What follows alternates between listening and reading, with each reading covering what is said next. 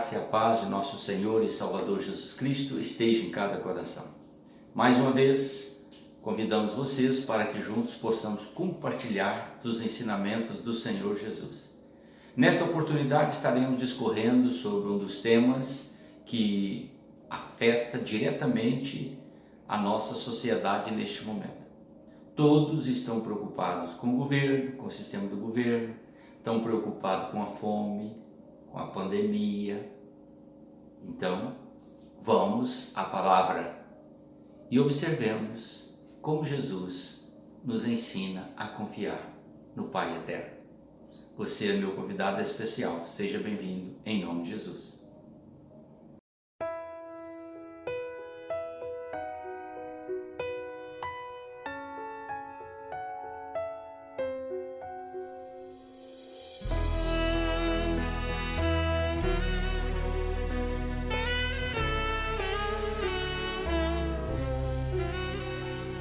Filho, sem intimidade comigo não há como tu vencer.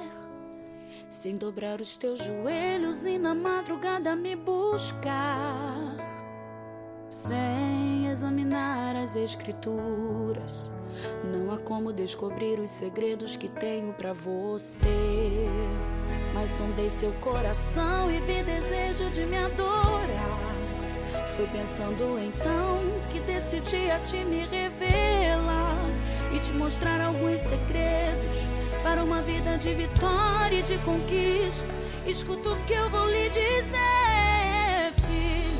Enquanto eu for tua prioridade, pode vir o que vier. Podes também contar comigo, seja lá para o que for. 1000 cairão ao teu lado e 10.000 à tua direita, mas tu não serás atingido, verás livramento, sou eu, teu Deus. Se te fecharem uma porta, outra pra você eu abrirei. De preferência onde não tem parede, só pra mostrar que sou o Deus da tua vida, sou o Deus da tua história. E ninguém irá sentar à mesa enquanto de glória eu não te honrar.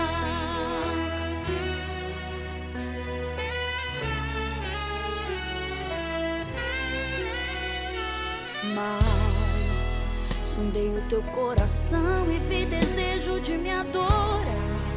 Foi pensando então que decidi a te me revelar e te contar alguns segredos para uma vida de vitória e de conquista. Escuta o que eu vou lhe dizer, filho. Enquanto eu for tua prioridade, pode vir o que vier. Podes também contar comigo, seja lá para o que for. 1000 cairão ao teu lado e 10.000 à tua direita, mas tu não serás atingido, verás livramento, sou eu, teu Deus. Se te fecharem uma porta, outra pra você eu abrirei.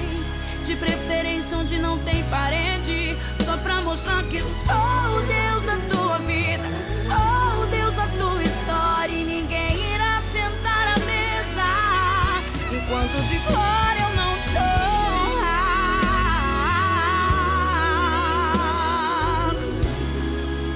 Podes também contar comigo, seja lá para o que for. 1000 cairão ao teu lado e 10.000 à tua direita, mas tu não serás atingido, verás livramento, sou eu, teu Deus. Se te fecharem uma porta, outra pra você eu abrirei.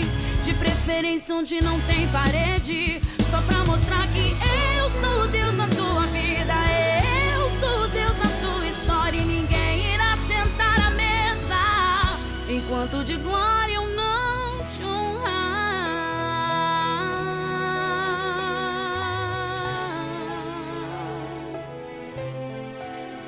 Oh, filho,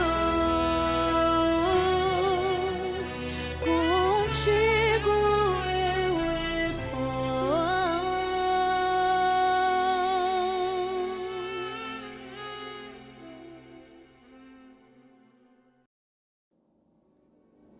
O texto que nós vamos ler para a nossa meditação está em João capítulo 6, verso 1 a 15. Vamos não ler todo o capítulo, todo o texto, mas vamos destacar alguns pontos importantes que achamos necessário para todos nós. Primeiramente, mostrando aqui no capítulo 6, depois dessas coisas atravessou Jesus o mar da Galileia, que é o de Tiberíades. Seguiam numerosa multidão, porque tinham visto os sinais que ele fazia na cura de enfermos. Esse é um foco da mensagem. Então subiu Jesus ao monte e assentou-se ali com seus discípulos. Ora, a Páscoa, festa dos judeus, estava próxima. Então Jesus, erguendo os olhos, vendo que grande multidão vinha ter com ele, disse a Filipe: onde compraremos pães para lhes dar a comer? Mas ele dizia isto apenas para experimentar o Filipe. Vamos começar então aqui. 2 pontos importantes nós queremos destacar. Primeiro, Jesus estava diante de um povo carente de medicina e carente de comida. Então, preste atenção e você vai ver que a nossa sociedade está vivenciando o mesmo drama. Hoje estamos passando pela mesma situação que Jesus viveu naquele momento. E é assim que aprendemos com ele a enfrentar as adversidades. Aos olhos daquela multidão, o quadro naquele instante era crítico, era caótico, mas ele tinha solução para o assunto. Filipe encontrou dificuldade. A resposta dele foi essa: não lhes bastariam 200 denários de pão para receber cada um o seu pedaço. Filipe então levantou a questão financeira. Olha, mestre, nós não temos dinheiro. Nós estamos na pior. A situação é crítica. O nosso caixa está furado. Não temos grana para comprar comida para essa multidão toda. É algo realmente impossível. Nós vamos gastar mais ou menos, para que você tenha uma ideia, 200 denários, disse Filipe. 200 denários correspondia mais ou menos a 7 meses de trabalho de um cidadão. Olha, para você ter uma ideia, que não é pouco dinheiro. Seria como você trabalhar de janeiro até julho para levantar todo o seu salário sem gastar um centavo e comprar os pães para servi-los naquele momento ali. Como vê, algo dificílimo.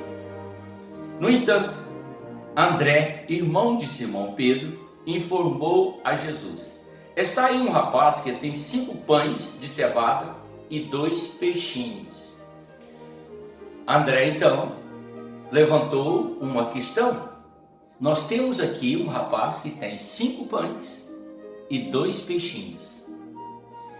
Para uma multidão que chegaria mais ou menos, aqui é um cálculo, de 12.000 pessoas. Isto porque eram 5.000 homens, acompanhados de suas esposas, que dariam 10.000, acompanhado de suas crianças. Então coloquei aqui mais ou menos que nem todos tinham filhos, mas alguns filhos dariam então umas 12.000 pessoas. A razão pela qual Filipe ficou muito preocupado: é impossível, mestre, tratarmos desta multidão. Mas trazemos agora a sugestão de André, o irmão de Pedro. Temos 5 pães e 2 peixinhos. Jesus então ordenou: mande que a multidão toda se assente no chão. Havia um gramado muito grande onde eles se encontravam e todos se assentaram. E Jesus ordenou aos discípulos que pegassem os 5 pães e os 2 peixinhos e o trouxessem até ele, e pegassem 12 cestos. E ele então colocou naqueles cestos pedaços dos 5 pães e dos 2 peixinhos. Deu graças a Deus, o Pai, e mandou que os discípulos distribuíssem para todos. E eles saíram com aqueles cestos, 12 cestos, correspondentes aos 12 discípulos. E logo distribuíram. Falei 3 vezes porque eles distribuíram repetidas vezes até todos saciarem a sua fome. Quando terminaram de saciar a fome, Jesus ordenou aos discípulos que recolhessem o cesto, porque estes continuavam cheios. 12 cestos cheios. Eram 5 pães e 2 peixinhos, que encheu 12 cestos, que tratou de mais de 12.000 pessoas, até se fartarem, e os cestos continuaram cheios. Aos olhos de toda aquela multidão e aos olhos dos apóstolos, esse milagre foi tremendamente glorioso pela situação e pelo próprio conceito de vida que eles estavam vivendo. Uma opressão muito forte de Roma, uma escassez de trabalho, motivo que levava a multidão toda a andar atrás de Jesus o dia todo. Eles não tinham trabalho. E a escassez de alimento, todos estavam famintos. Não famintos da palavra de Deus, mas famintos de milagres, de uma operação de milagres. Jesus havia feito um milagre extraordinário momentos antes, havia curado, e eles amavam ver o que Jesus fazia e amavam as soluções rápidas, diretas, que ele trazia aos problemas insolúveis que surgiam, tais como este, da falta de alimento para tantas pessoas. Observe, portanto, meus queridos, que logo em seguida nós vemos no verso 12 assim: e quando já estavam fartos, disse Jesus aos seus discípulos: recolhei os pedaços que sobraram, para que nada se perca. Aqui nós temos uma lição preciosíssima do Senhor Jesus concernente àquilo que nós temos em nossa casa. Muitas das vezes as pessoas fazem um almoço e jogam o resto da comida fora. Não é para fazer isso, é para recolher e guardar para depois. Estas lições, meus queridos, nós aprendemos com o Senhor Jesus. Nunca desperdice o alimento que você tem hoje, porque no amanhã ele poderá te fazer falta. Então, faça o suficiente para você comer, se é que você não gosta de comer uma comida requentada, ou não jogue fora o que sobrar, mas utilize numa nova refeição ensinamentos precisos para momentos de crise e para momentos que nós não podemos adivinhar. O amanhã não nos pertence, o hoje nos pertence. Então Jesus diz aqui o texto, verso 15: sabendo, pois, Jesus que estava para vir com o intuito de arrebatá-lo para o proclamar rei, retirou-se novamente sozinho para o monte. Agora eu quero destacar para vocês os fundamentos deste ensinamento. A situação, conforme já disse para vocês, era caótica para o povo hebreu. Eles estavam oprimidos pelo governo de Roma. Então, eles precisavam de um profeta, porque havia 400 anos que não havia um profeta falando, até que surgiu João, o denominado Batista, e em seguida surgiu Jesus. Mas João, nessa altura do campeonato, já não estava mais entre eles. Então, que situação crítica! Ali estava o profeta que eles precisavam para falar de Deus aos corações deles diretamente. Então estava o profeta. Primeira solução para toda a nação. Segunda solução para toda a nação é que eles precisavam de um rei. Desde os tempos de Oséias, quando Deus disse que a nação ficaria sem rei, Israel estava sem rei. E agora eles precisavam, mais do que nunca, de um rei que os libertasse do jugo romano. E eles viram então em Jesus um líder político ideal. Reuniam a multidão rapidamente, saciava a fome de todos, curava os enfermos e também tinha cabeça para gerenciar uma nação com sabedoria. Então, 3 pontos: o médico, o profeta e agora o político. Mas ainda eles viram em Jesus a possibilidade de terem um rei à altura da lembrança que eles tinham do rei Davi.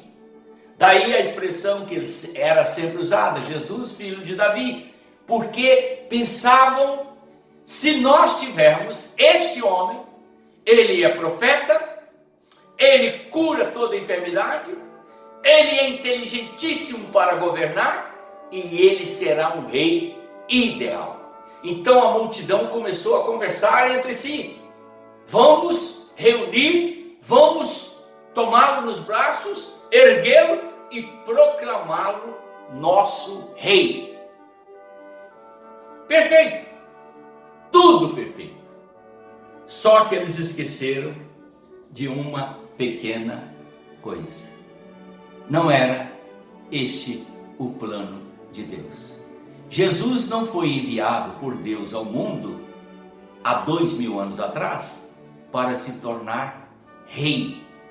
Ele veio para ser o servo, para ser chamado o Filho do Homem. Ele veio para ser o Cordeiro de Deus. Ele veio para ser o amigo, o médico que cura as enfermidades. Compreendeu? Então, para você entender, não estava no projeto de Deus ainda a coroação de Jesus. Ele receberia sim uma coroa, mas não uma coroa de glória, mas a coroa de espinhos, porque ele passaria pelo Calvário para pagar o preço da nossa redenção. O povo de Israel estava olhando como nós hoje olhamos, politicamente. A visão deles era toda humana, toda política. Queremos um líder que cura a nossa nação, para tirar esse Covid daí. Queremos um líder que sacia a nossa fome, que nos dê emprego e que nos capacite para que nós tenhamos o pão de cada dia sobre a nossa mesa. E eles estavam pensando também, queremos um líder político que tenha um jogo de cintura para trazer soluções precisas para toda a ordem política. E por fim, queremos um líder que possa ser nosso rei, que ele abrace toda a nação, que ele acolha toda a nação, que ele satisfaça todos os desejos da nação e que ele projete essa nação sobre todas as demais nações, para que a nossa nação saia do terceiro mundo e entre para o primeiro mundo. Oxalá que ela supere os Estados Unidos da América e se torne a nação mais poderosa. Mais ou menos essa visão foi a visão que eles tiveram. Talvez seja essa a visão que você tenha de Jesus quando você ouve falar do seu poder, da sua grandeza. Mas, queridos, nós precisamos entender que o nosso pensamento está muito abaixo do pensamento de Deus. Deus não estava pensando em trazer um libertador para as coisas sociais, mas um libertador para as coisas espirituais. A humanidade está escravizada pelo pecado. O Covid está aí para demonstrar ao mundo que Deus não está satisfeito com as atitudes humanas. Infelizmente, ninguém faz a ligação entre o pecado e o Covid.